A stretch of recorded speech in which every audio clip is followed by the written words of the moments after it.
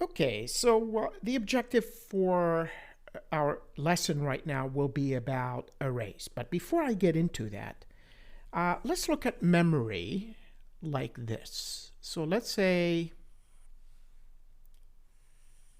we have a large building, really tall, and it has stories. Each one of these stories is a single byte of memory.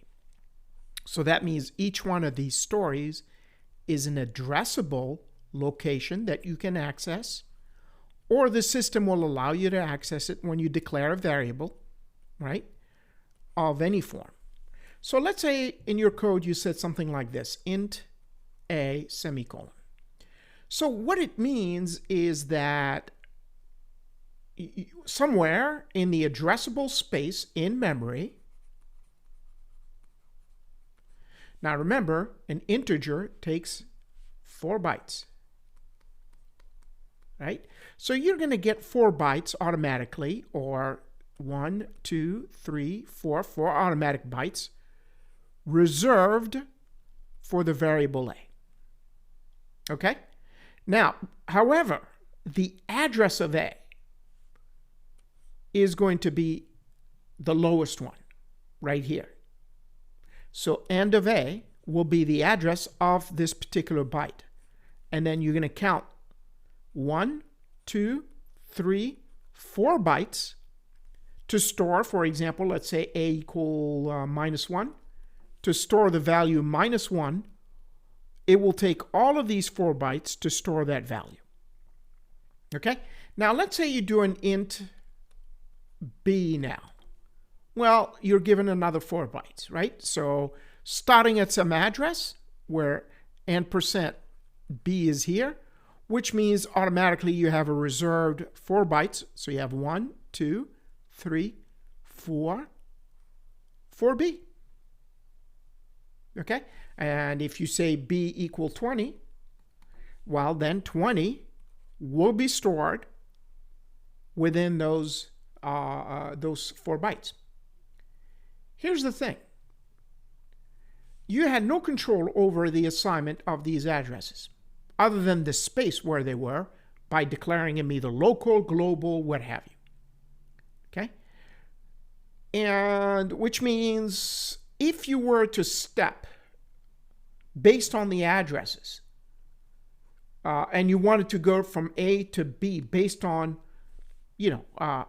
addresses, you're going to have a problem because you have some gap here. You don't know what's the difference in bytes between them. So really, you can't use it for a data structure, for example, where data might be stored in consecutive locations, like something like a stack or a queue, right?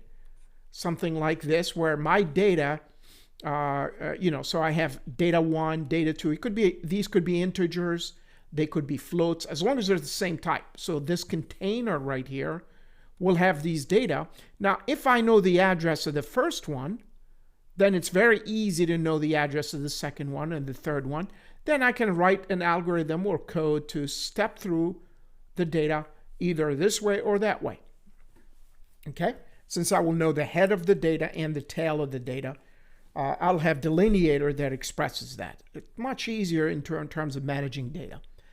Here, what I have is 2 independent variables, a and b, right? So this is b and this is a, and they're totally independent. So there's no structure that says how to move from a to b, either through assignments or by reading specifically a or specifically b, or by using a pointer that points to A and then will point to B. Okay? Wouldn't it be nice to have a different kind of access or a mode of access? And the answer is yes. So let me just get my mouse going here and clear the screen here and show you what else can be done. Now, let's look at memory again. And let's say we have these bytes going on like this. Okay? What if 1, 2, 3, 4, I can reserve this, then the one next to it, 1, 2, 3, 4. Then the next one to it, 1, 2, 3, 4. In one data structure. Right? So we're talking about some sort of a data structure that allows me to have all of this named one thing, and then I can access these ones individually to store integers. Now I picked 4 bytes since I want to contain integers in it. So in other words, what I'm creating is an array that will contain data 1 of type integer, data 2, data 3, and data 4. So 4 elements in memory in here, right? So this would be D4, what is it? Oh, I have more. So 1, 2, 3, 4. So maybe this, okay? So D4 here, D3 here, D2 here, and D1 here, right? So how would I write the code for something like this? And well, simply remember when, let's say if each one is going to hold 4 bytes, so that means it contains integers in them. So you definitely will need to start with the keyword int. And then call it whatever the variable is. So this whole thing will have a name, okay? And that will be the name of the array that you want. So remember, we're doing now arrays, okay? So this special data structure is called an array. So we're going to call it, let's say, AR for array. But then you're going to have to do a bracket here to give it a size. 4. I want 4 elements. Okay? Now the beauty about this is now we can predict where the next element is. Okay? So 4 here is the size of the array. This here is the name of the array. And this here will be the type of the array. Now, how do we access this array? Well, it's going to have 4 elements.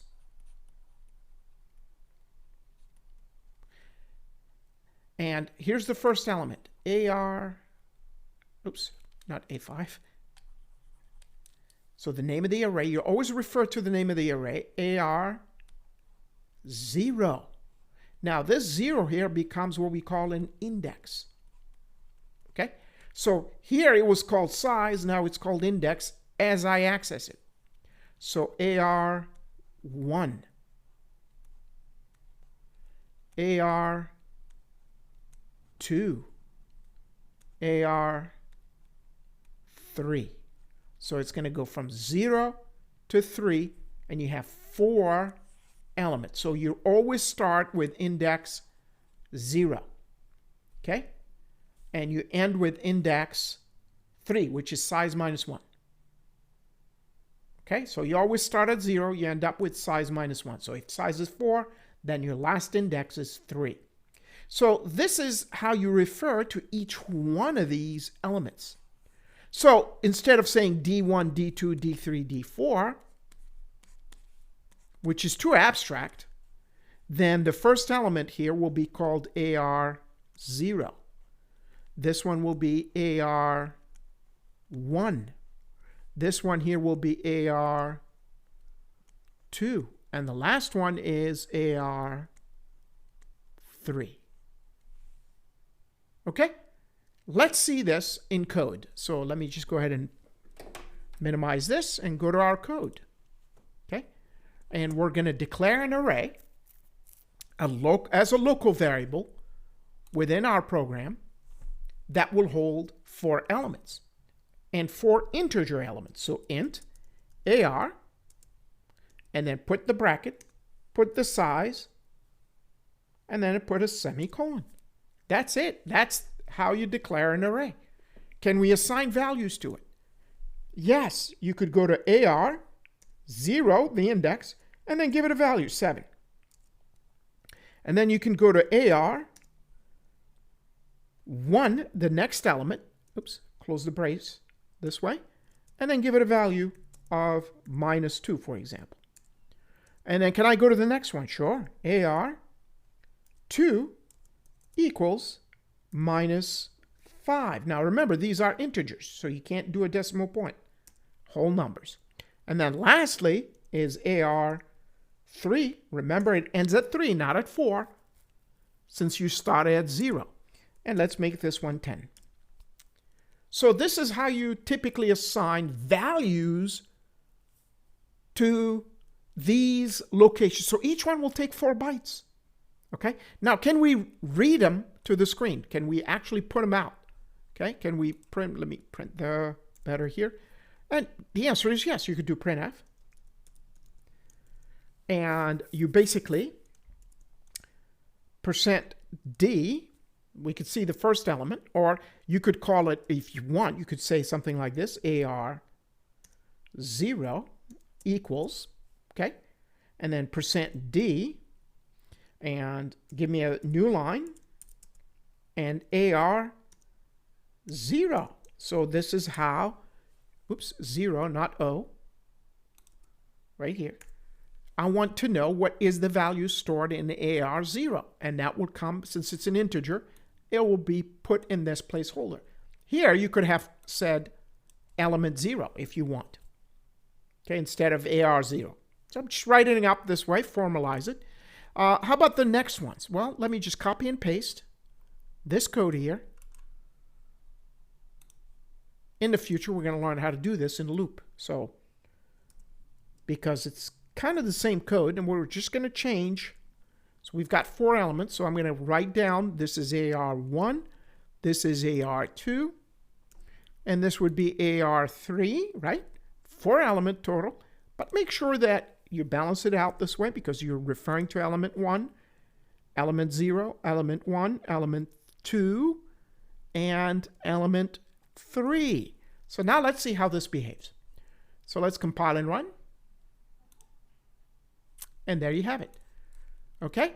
So it will retrieve 7, -2, -5, and 10. Now, in our next lesson, we're going to see and prove that these elements are located next to each other.